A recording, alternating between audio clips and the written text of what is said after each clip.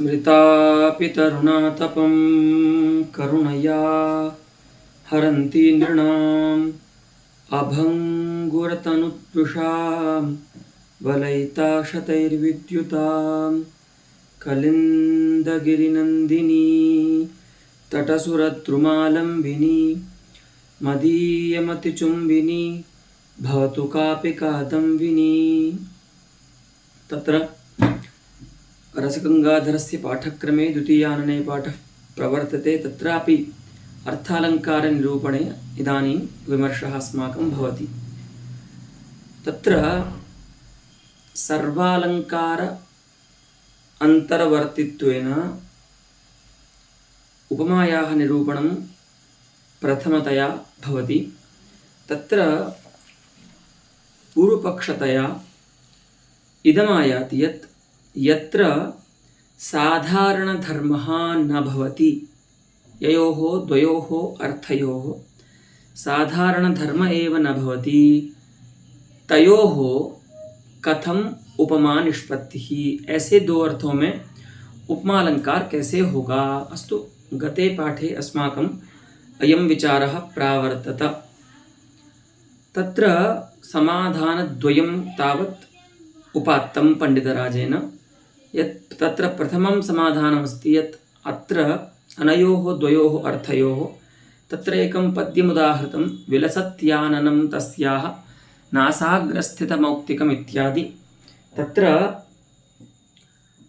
नायिकायाः आननम् उपमेयमस्ति।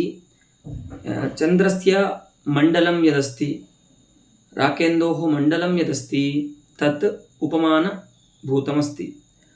इदानीम् अनयोः द्वयोः कश्चित् साधारणधर्मः नास्ति इति पूर्वपक्षिणा अत्र आक्षिप्यते।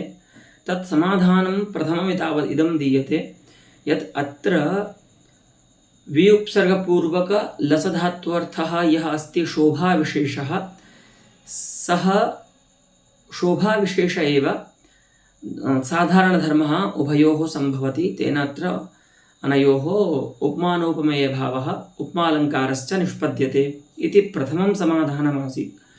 द्वितीयं समाधानमिदमस्ति यत् यदि शोभाविशेषम् उद्देश्य विधेयकोटौ प्रवेशयामः, विधेयतया विवक्षामः, तदा विधेयस्य पूर्वासिद्धत्वात् उपमाने तस्य अविद्यमानत्वं भवति इति कृत्वा द्वितीयं समाधानमिदं दीयते यत्र इयं लुप्तोपमा अस्ति। अस्तु, विलसत्याननं तस्याः इत्यत्र लुप्तोपमा अस्ति। अत्र च साधारणधर्मस्य लोपः अस्ति। तु यत्र साधारणधर्मस्य लोपः भवति तत्तादृश्याम् उपमायाम् उभयगतः साधारणधर्मः सामाजिकेन उन्नेयो भवति, यथा पद्ममिव मुखम् इत्यत्र। इदं द्वितीयं समाधानमस्ति। अस्तु, तत्र एतादृशमेव समाधानम् आदाय पुनः वादी अत्र आक्षिपति किञ्चित्। पश्यन्तु, कोमला इयमस्ति अद्यतनपाठस्य प्रथमा पङ्क्तिः। एतावता गतस्य पाठस्यैव कश्चित् विचारः प्रासङ्गिकतया अस्माभिः अत्र उक्तः। कोमला तपशोणाभ्र संध्या काल सहोदरः कषायवसनो याति कुङ्कुमालेपनो यतिः। कोमलश्चासौ आतपः, कोमलातपः।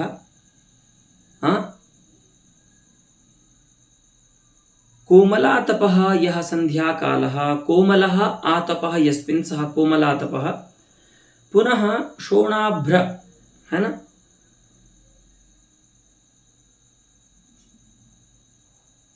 शोणाः मेघाः,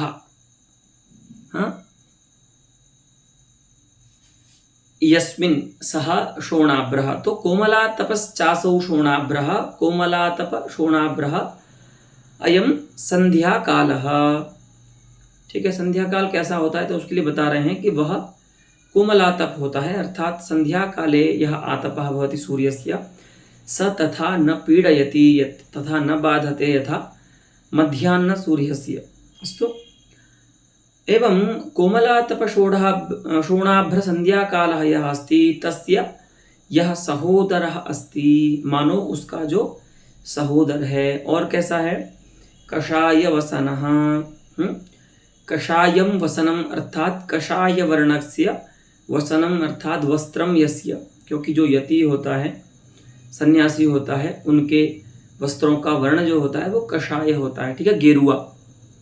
तो कषाय वसनः याति, कः यतिः, किं भूतः यति, कुंकुमालेपनो यतिः, ठीक है, अर्थात विहित कुंकुमालेपनः, विहित कुंकुमालेपः, ठीक है, यतिः याति, ऐसा कोई एक सन्यासी जा रहा है। अब पश्यन्तु इत्यादौ धर्मांतरस्य अप्रतिभानात्, यहाँ पर संध्या काल में और यति में उक्त जो धर्म है उनसे अतिरिक्त धर्म का प्रतिभान नहीं हो रहा है, कोई ज्ञान नहीं हो रहा है कि इससे अतिरिक्त भी धर्म यहाँ पर संभव हो सकता है क्या। क्योंकि यहाँ पर देखिए यति और संध्या काल का उपमानोपमेय भाव विवक्षित है, लेकिन इन दोनों ही उपमान और उपमेय में उक्त धर्मों के अन्य कोई धर्म यहाँ पर उपस्थित नहीं हो रहा है, उसका प्रतिभान नहीं हो रहा है। और अगर होगा भी कोई धर्म बलात् तो वह असुंदर होगा। तो धर्मांतरस्य अप्रतिभानात् प्रतिभातस्यापि असुंदरत्वाच्च, अगर वो ज्ञात हो भी जाएगा तो इन धर्मों से अतिरिक्त कोई जो धर्म होगा वह असुंदर होगा, ठीक है। लेकिन समस्या ये है कि कोमलातपादीनाम असाधारणत्वात् कथम उपमा। प्रश्न यहाँ पर भी वही है कि जब देखिए कोमलातप जो है धर्म, कोमलातपत्व, वह संध्या काल का ही धर्म है, हाँ। उसी प्रकार से कषाय वसनत्व जो है वह केवल यति मात्र का ही धर्म है, ठीक है। तो न तो कषाय वसनत्व मेघ संध्या काल में आ सकता है, क्योंकि वो तो कपड़े पहनता नहीं है गेरुआ रंग के। उसी प्रकार से कोमलातपत्व जो है वह उपमेय में यति में नहीं आ सकता है, ठीक है। तो एकः धर्मः उपमान मात्र वृत्तिः, अपरः धर्मः उपमेय मात्र वृत्तिः, अतः मात्र वृत्तिनः धर्मस्य अत्र असाधारणत्वं सर्वथा सिद्धमेव। तर्हि अत्र उक्तयोः धर्मयोः अथवा उक्तानां धर्माणाम् असाधारणत्वमस्ति, अतः अत्र कथम उपमा निष्पत्तिः, ठीक है। अब बताइए आप यहाँ पर भी, यहाँ पर कैसे उपमा की निष्पत्ति होगी जब जहाँ पर दोनों ही जो धर्म है वो असाधारण है। एक उपमेय मात्र वृत्ति धर्म है कषाय वसनत्व, एक उपमान मात्र वृत्ति धर्म है कोमलातपत्व। तर्हि एवं असाधारण धर्मवतोः संध्याकाल यतिनोः कथम अत्र उपमानोपमेय भाव विवक्षा अत्र संपद्यते इति अत्र प्रश्नः अस्ति। तत् कथम उपमा इति चेत् इदानीम् अत्र समाधानम् उपादीयते। अत्राहुः उपमेयगतानाम् उपमानगतानां च असाधारणानामपि धर्माणां सादृश्यमूलेन अभेदाध्यवसायेन साधारणत्वकल्पनात् उपमा सिद्धिः। ये बात आपको बहुत ध्यान रखनी है। उपमालंकार में एक ऐसा सादृश्य होता है जहाँ पर दो धर्मों में सादृश्य होता है और उन धर्मों के सादृश्य के कारण धर्मी में उपमानोपमेय भाव की विवक्षा, उपमानोपमेय भाव सिद्ध होता है। देखिए कैसे, वस्तुतः जो धर्म हैं वे भिन्न हैं, ठीक है। जैसे मुख में और चंद्र में आह्लादकत्व था तो वहां तो उपमा साक्षात हो जाएगी, लेकिन जहां पर दोनों उपमान और उपमेय में रहने वाले जो धर्म हैं वे भिन्न हों, ठीक है, और ऐसे असाधारण भिन्न धर्मों में सादृश्य मूलक अभेदाध्यवसाय कर दिया जाए, अर्थात उन दोनों धर्मों में कोई ऐसा गुण है यद्वशादनयोः अभेदाध्यवसायः आहार्यः अभेदः तत्र कविना इष्यते, ठीक है। तो वस्तुतः भिन्न धर्मों में भी आहार्य अभेद मान करके वहां पर उन दोनों को साधारण धर्म मान लिया जाता है, उनको एक मान लिया जाता है, ठीक है। वस्तुतः वो एक नहीं है, लेकिन आहार्य अभेदाध्यवसाय उनका कर लिया जाता है। लेकिन उस आहार्य अभेदाध्यवसाय में कौन है, मूल क्या है, उसका तो कह रहे हैं सादृश्य मूलेन तत्र सादृश्यम मूलमस्ति भिन्नयोः असाधारण धर्मयोः आहार्य वेदाध्यवसाये मूलमस्ति सादृश्यम। कोई ना कोई उन दोनों धर्मों में समानता रहनी चाहिए, ठीक है। तब जाकर के उन दो धर्मों, जो भिन्न दो धर्म हैं, उनमें आहार्य अभेद आप कर सकते हैं, ठीक है। तो आप ठीक कह रहे हैं, यद्यपि यहाँ पर कोमलातपत्व और कषाय वसनत्वादि जो हैं वह भिन्न धर्म है। कोमलातपत्व केवल उपमान में ही रह सकता है संध्या काल में, कषाय वसनत्व केवल उपमेय में ही रह सकता है। लेकिन जहां पर ऐसे दो भिन्न धर्म होते हैं और उन दो भिन्न धर्मों में भी किसी धर्म विशेष के कारण जहां पर या गुण के कारण जहां पर सादृश्य होता है, उस सादृश्य के कारण उन दोनों भिन्न धर्मों को अभिन्न मान करके वहां पर उपमालंकार की सिद्धि कर दी जाती है। यही बता रहे हैं कि उपमेयगतानाम उपमानगतानाम च असाधारणानामपि, उपमेय और उपमान में रहने वाले जो असाधारण धर्म होते हैं अर्थात भिन्न भिन्न धर्म होते हैं, उन धर्मों में भी सादृश्य के कारण आहार्य अभेद मान करके उनको साधारण मान लिया जाता है, और साधारण मानने के बाद उस एक धर्म को मान करके वहां पर उपमा मान ली जाती है। इसी को काव्यशास्त्र में बिंब प्रतिबिंब भाव भी कहा जाता है। तो प्रसिद्ध अयं व्यवहारः बिंब प्रतिबिंब भावस्य। बिंब प्रतिबिंब भावो नाम यत्र द्वयोः भिन्नयोरपि धर्मयोः सादृश्यमूलकाभेदाध्यवसायेन साधारणत्वं कल्प्यते, तेन च तत्र उपमालंकारस्य सिद्धिर्भवति। सः द्वयोः भिन्नयोः धर्मयोः बिंब प्रतिबिंब भावः, ठीक है। इसको आप अच्छे से समझ लेना, क्योंकि इसको कई बार पूछते हैं विद्वान। बिंब प्रतिबिंब भावो नाम कहा अस्तु। तो जहाँ पर दो भिन्न धर्मों में किसी गुण विशेष की महिमा से आहार्य अभेद मान करके उनको साधारण मान लिया जाता है, ऐसे उनके आहार्य अभेद को हम बिंब प्रतिबिंब भाव कहते हैं अस्तु। द्वयोः भिन्नयोः धर्मयोः।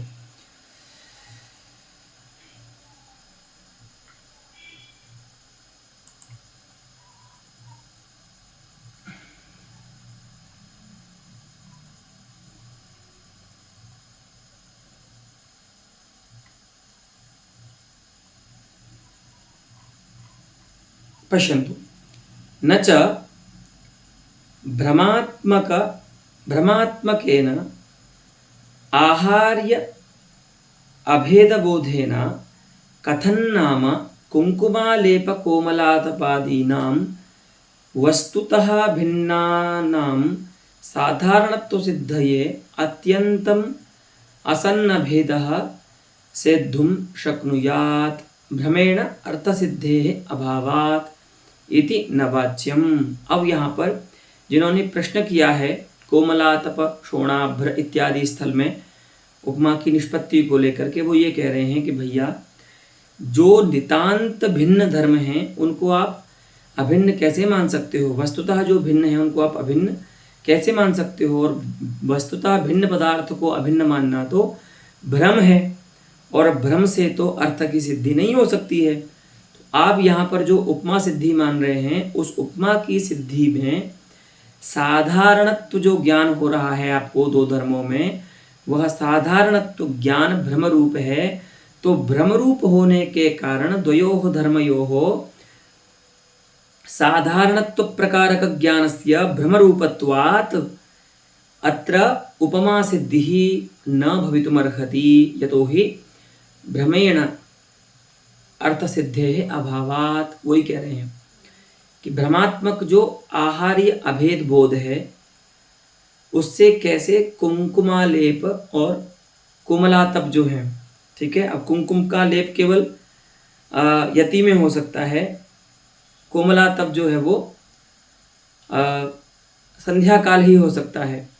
तो जो नितांत भिन्न है, अर्थात पारमार्थिकतया जो भिन्न है, ऐसे भिन्नों में भी साधारणत्व की सिद्धि के लिए अत्यंत जो असत है, अत्यंत जो असंभावी है, ऐसा अभेद कैसे सिद्ध किया जा सकता है, हैं?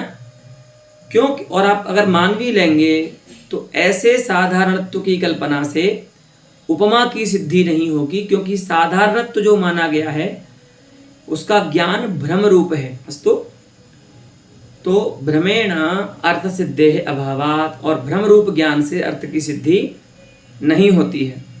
अस्तु, ऐसा पूर्व पक्षी का कहना है। तो ये कहते हैं इति नवाच्यम, आप ऐसा नहीं कह सकते। अस्तु, प्रागुक्तेपि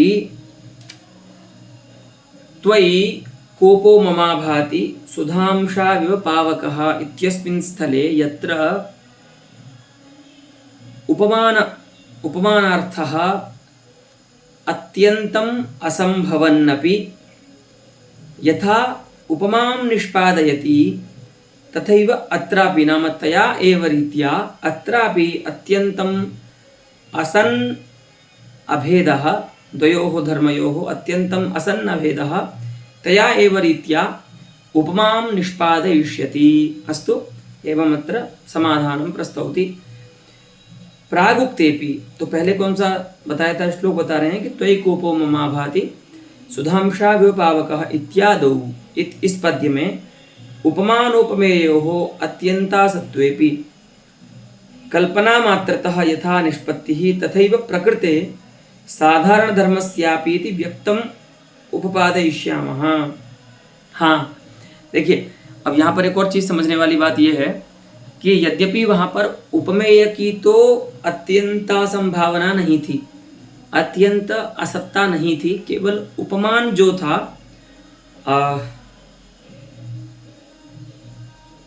चंद्रनिष्ठ जो अनल है, चंद्रनिष्ठ जो अग्नि है, वह अप्रसिद्ध था, वह असिद्ध था। लेकिन यहाँ पर ऐसा व्यवहार कर रहे हैं पंडितराज कि उपमानोपमेयोः अत्यंत असत्वेपि, तो वस्तुतः उपमेय की तो असत्ता वहाँ पर नहीं थी, वो तो था ही प्रसिद्ध।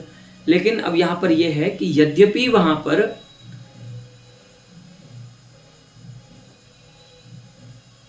कोपरूप जो उपमान है वह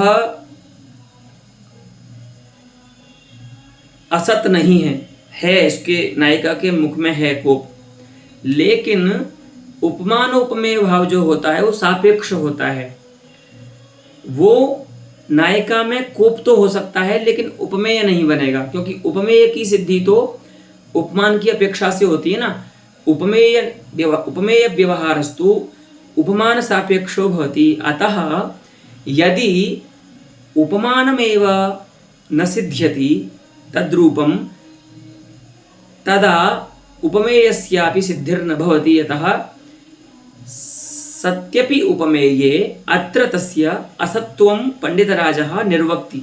ठीक है कि उपमानोपमेयोः अत्यंत असत्वेपि, तो भैया जैसे त्वयि कोपो ममा भाति सुधांसा विपावकः, इस स्थल में उपमान और उपमेय अत्यंत अप्रसिद्ध थे, अत्यंत असंभावी थे, फिर भी वहाँ पर कल्पना मात्र से, कवि की प्रतिभा शक्ति से, प्रतिभा से उनको सिद्ध मान करके यथा उपमा निष्पत्तिः तत्र अस्माभिः आसादिता तथैव प्रकृतेपि तथैव विलसत्याननं तस्याः इत्यादि स्थलेपि साधारणधर्मस्य यद्यपि न तत्र कोमलातपशोणाभ्र इत्यस्मिन् स्थले भिन्नानां साधारणधर्माणामपि आहार्य अभेदज्ञानेन साधारणत्वं कल्पनीयं तेन च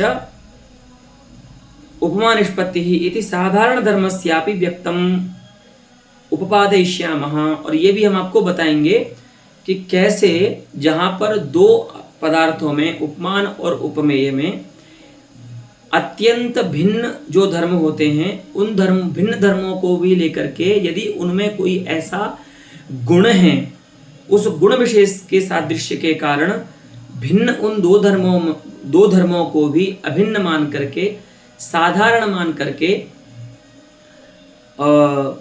उपमा की निष्पत्ति कराई जाती है। इति वयं व्यक्तम उपपादयिष्यामः। अस्तु। अब यहाँ पर ये ध्यान दीजिए कि जैसे देखिए रक्त माने अरुण जो है गुण है तो वह कोमलातप में भी होता है और कुंकुमालेप में भी होता है। ठीक है, रक्त गुण जो है तो रक्त रूप गुण के सादृश्य के कारण भिन्न जो कोमलातपत्व और यह धर्म है कुंकुमालेपनत्व, उन दो भिन्न धर्मों को भी रक्त रूप गुण के सादृश्य के कारण आहार्य अभेद से उनको अभिन्न मान लिया गया, साधारण मान लिया गया और उनको साधारण मान करके उपमा अलंकार की निष्पत्ति करा दी गई है।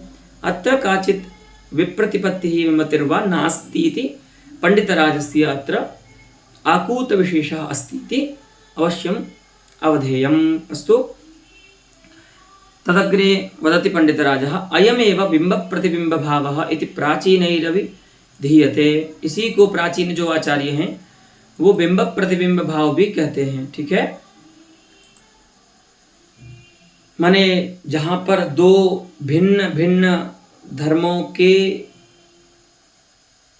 गुणादि को लेकर के सादृश्य के कारण आहार्य अभेद मान लिया जाता है दो भिन्न धर्मों में, और उन भिन्न धर्मों को अभिन्न मान करके यानी साधारण मान करके तद्धर्मियों में जहां पर उपमानोपमेय भाव की सिद्धि करा दी जाती है, उपमा अलंकार मान लिया जाता है, ऐसे भिन्न धर्मों के अभेद को हम बिंब प्रतिबिंब भाव कहते हैं। और ये आचार्य विश्वनाथ आदि ने भी साहित्य दर्पण आदि ग्रंथों में बताया है। ठीक है, बिंब प्रतिबिंब भाव। अस्तु। एवं पुनः अन्यदपि पद्यमस्ति यत्र अनया एव रीत्या उपमां निष्पादयामः।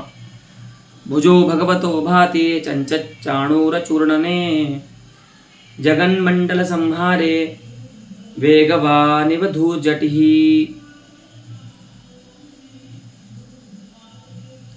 भगवतः विष्णोः भुजः भाति। कथं भाति, कुत्र भाति? तत्र चञ्चच्चाणूरचूर्णने। चञ्चत् यः चाणूरः अस्ति तस्य चूर्णने नाशे भगवतः कृष्णस्य भुजः। चाणूर नाम तन्नाम दैत्यविशेषः, असुरविशेषः। तस्य चूर्णने अर्थात नाशे, क्षये भगवतः कृष्णस्य भुजः एवं भाति यथा जगन्मण्डल संहारे, जगतः मंडलम जगन्मण्डलम, तस्य संहारे यथा भगवान धूर्जटिः भाति। किं भूतः धूर्जटिः? धूर्जटिः नाम शिवः। तो वेगवान धूर्जटिः, हाँ, वेगशीलः शिवः यथा जगन्मण्डल संहारे शोभते तथा चाणूर नाम्नः दैत्यस्य नाशे भगवतः कृष्णस्य बाहु शोभते, बाहु भाति। अस्तु। अयमत्र वाक्यार्थः अस्य पद्यस्य अस्ति।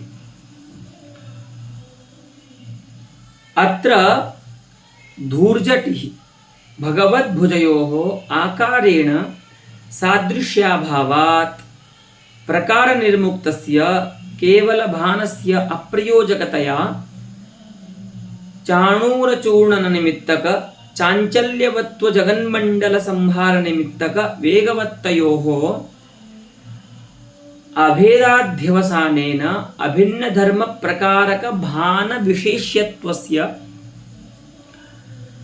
साधारण धर्मस्य सिद्धेः उपमा सिद्धिः। अब ये बता रहे हैं, देखिए अयमस्ति ग्रंथः, ठीक है। यहां पर भी देखिए कोई साक्षात साधारण धर्म नहीं है दोनों में, भगवान की भुजा में और भगवान शिव में।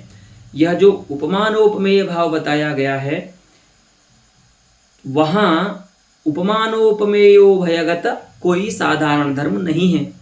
वही बता रहे हैं कि धूर्जटि भगवत भुजयोः उपमानोपमेयोः आकारेण सादृश्याभावात्, आकार से वहां पर सादृश्य का अभाव है, ठीक है, क्योंकि भगवान का भुजा और शिव ये दोनों आकार से भिन्न है, तो आकार से आप सादृश्य नहीं ले सकते। तो बता रहे हैं प्रकार निर्मुक्तस्य केवल भानस्य। अब जब आकार से सादृश्य नहीं ले सकते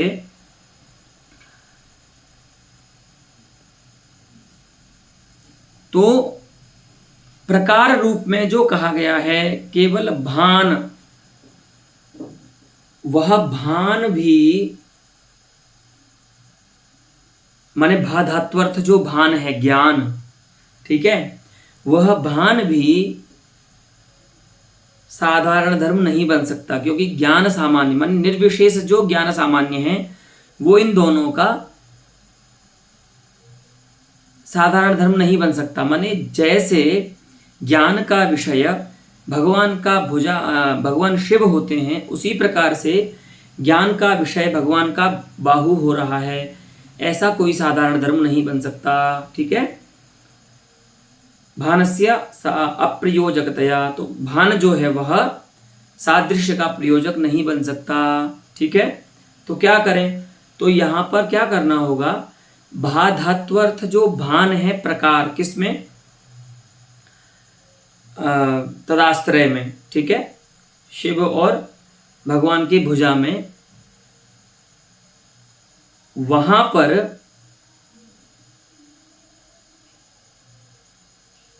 भान में जो प्रकार है माने ज्ञान में जो प्रकार है उसका निवेश कराना होगा, ठीक है। तो देखिए वो भी बता रहे हैं चाणूर चूर्णन निमित्तक, चाणूर का नाश करने के लिए जो चंचल बना है, तो चांचल्य जिसमें आया है, ठीक है, चांचल्यवत्वम, ठीक है, अर्थात चांचल्य, और जगन्मंडल के संहार के लिए जगन्मंडलस्य संहारः निमित्तं यस्य तदस्ति जगन्मंडल संहार निमित्तकं वेगवत्वं तस्य च वेगवत्वस्य।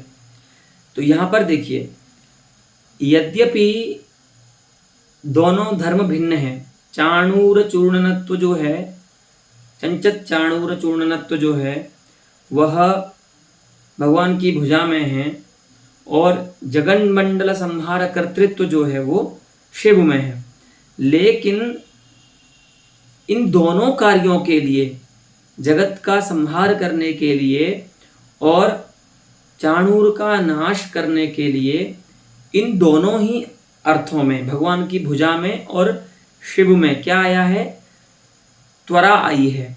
इसलिए वहां पर भी क्या लिख रहे हैं, चंचत अर्थात चांचल्य योगी, और यहाँ पर भी शिव कैसे हैं, वेगवान, यहाँ पर भी वेग है उनमें शिव में। तो यद्यपि दोनों कार्य भिन्न कर रहे हैं, लेकिन दोनों में तन्निमित्तक तद भिन्न कार्य निमित्तक वेग जो है ना, त्वरा, वो समान रूप से आ रही है। तो वही बता रहे हैं कि चाणूर चूर्णन निमित्तक चांचल्यवत्वम जगन्मंडल संहार निमित्तकं च वेगवत्वं यदस्ति तयोः अभेदाध्यवसायः भवति।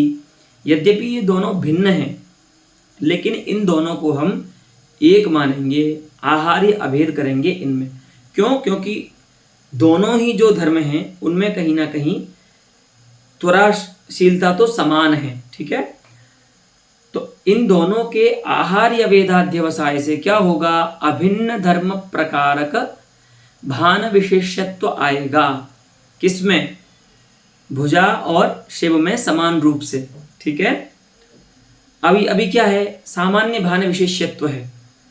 ठीक है, शिव और भगवान कृष्ण का जो बाहु है वो ज्ञान के विशेष्य बन रहे हैं। ठीक है, लेकिन वो किस प्रकार के ज्ञान के विशेष्य बन रहे हैं, जहां पर प्रकार है एक धर्म, एक माने दो धर्म है वो, लेकिन उनको एक बनाया गया है, उनका आहार्य अभेद किया गया है।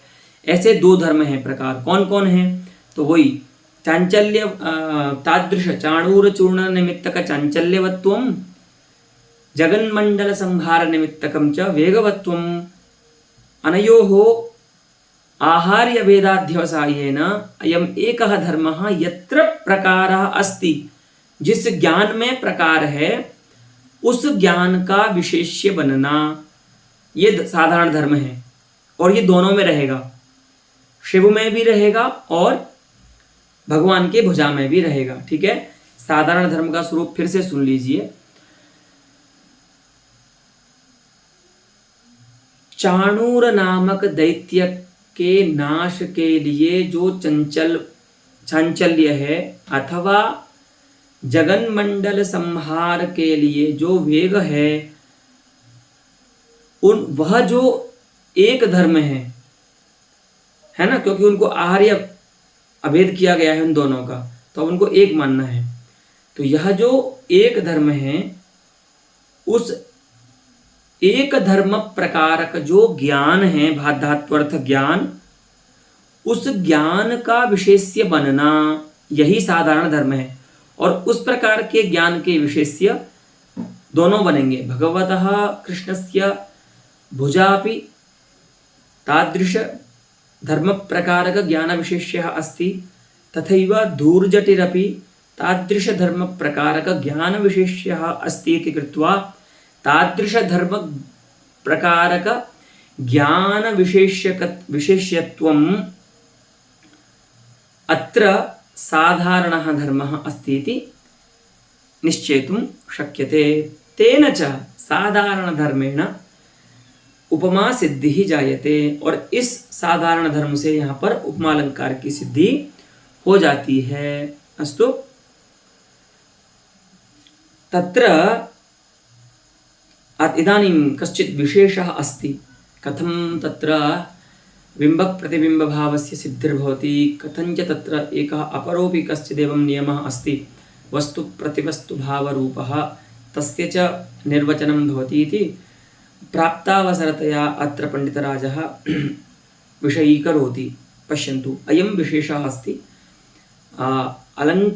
एतद्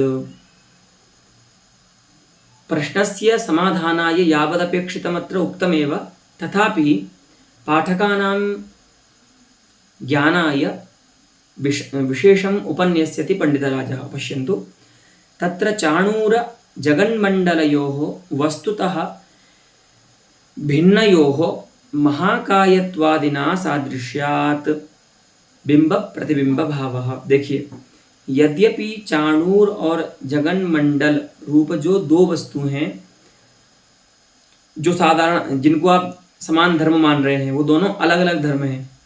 चाणूर है एक दैत्य जिसको भगवान कृष्ण ने मारा है, और ये जो दैत्य माने वो ऐसा है कि भागवत जी में है कि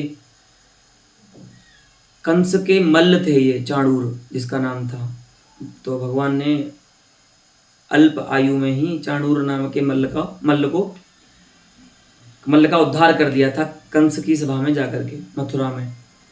तो ये चाणूर है, और जगन्मंडल जो है वो भिन्न पदार्थ है ना।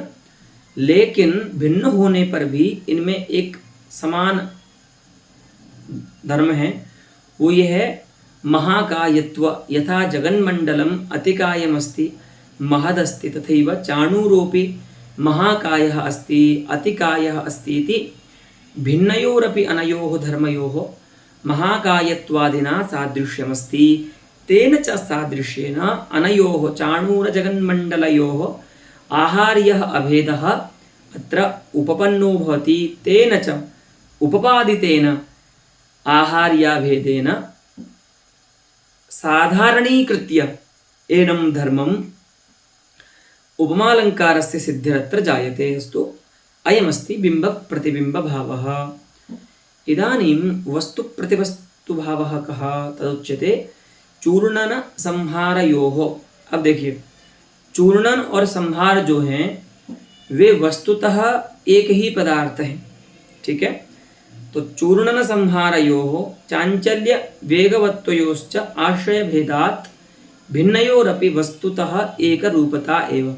हाँ ध्यान दीजिए, वस्तु प्रतिवस्तु भाव वहाँ होता है जहाँ पर वस्तुतः पदार्थ एक ही होता है लेकिन उसे आश्रय के भेद से भिन्न शब्दों से कह दिया जाए एक ही अर्थ को, तो वहाँ पर वस्तु प्रतिवस्तु भाव होता है। तो यहाँ पर देखिए क्या हुआ है, चूर्णन करना और संहार करना, ये जो दो शब्द हैं वे एक ही अर्थ को कह रहे हैं, लेकिन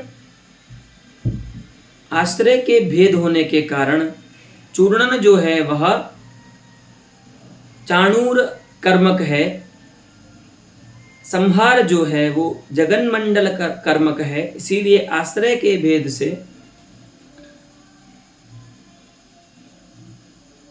भिन्न शब्दों से एक ही अर्थ को यहाँ पर कहा गया है, ठीक है। उसी प्रकार से अगर चांचल्य और वेगवत्व को देखा जाए यानी वेग को देखा जाए, ठीक है, इसमें यह होता है विशिष्टात् भाव प्रत्ययः विशेषणम अभिधत्ते। जैसे कोई विशिष्ट शब्द है, जैसे गंधवान, वेगवान, ये विशिष्ट शब्द हैं, ठीक है, अर्थात विशेषण युक्त किसी धर्मी को कह रहे हैं, ठीक है। जैसे गंधवान शब्द है तो गंध वाली पृथ्वी को कह रहा है ना, और वेगवान शब्द है तो वेग वाले किसी धर्मी को कह रहा है, ठीक है। तो ये शब्द हो गए विशिष्ट शब्द, ठीक है, जहाँ पर कोई विशेषण है। और ऐसे विशिष्ट शब्दों से अगर भाव प्रत्यय करते हैं तो वह फिर उसी विशेषण को कहेगा जिस विशेषणवाची शब्द से वहाँ पर उस शब्द को विशिष्ट शब्द बनाया गया था। तो जैसे अगर कोई कहता है गंधवत्वम, तो गंधवत्वम का अर्थ होगा गंधः, ठीक है। उसी प्रकार से यहाँ पर ये जो कहा गया है वेगवत्वम, तो वेगवत्वम नाम वेगः, ठीक है। तो वह जो चांचल्य है और वेग है वो भी क्या है, एक ही अर्थ है, लेकिन भुज रूप आश्रय है तो वहां पर उसको चांचल्य कह दिया गुण को, और शिव जब आश्रय बन रहे हैं तो उसको वेग कह दिया।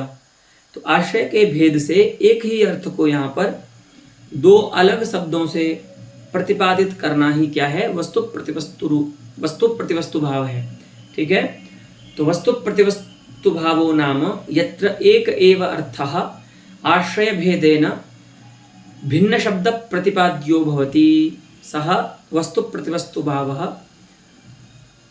हाँ तदेव मतुबन्ताद् विहितः भाव प्रत्ययः प्रकृत्यर्थं बोधयति सत्यम् अयम् एव अभिप्रायः तथापि वक्तुं शक्यते विशिष्टाद् भाव प्रत्ययः विशेषणम् अभिधत्ते। पुनः बिंब प्रतिबिंब भावो नाम यत्र द्वौ भिन्नावपि धर्मौ सादृश्य मूल अभेदाध्यवसायेन साधारणीभवतः सः बिंब प्रतिबिंब भावः। अस्तु एवमत्र अवश्यं ज्ञातव्यमस्ति। इत्येवं निरूपितम्।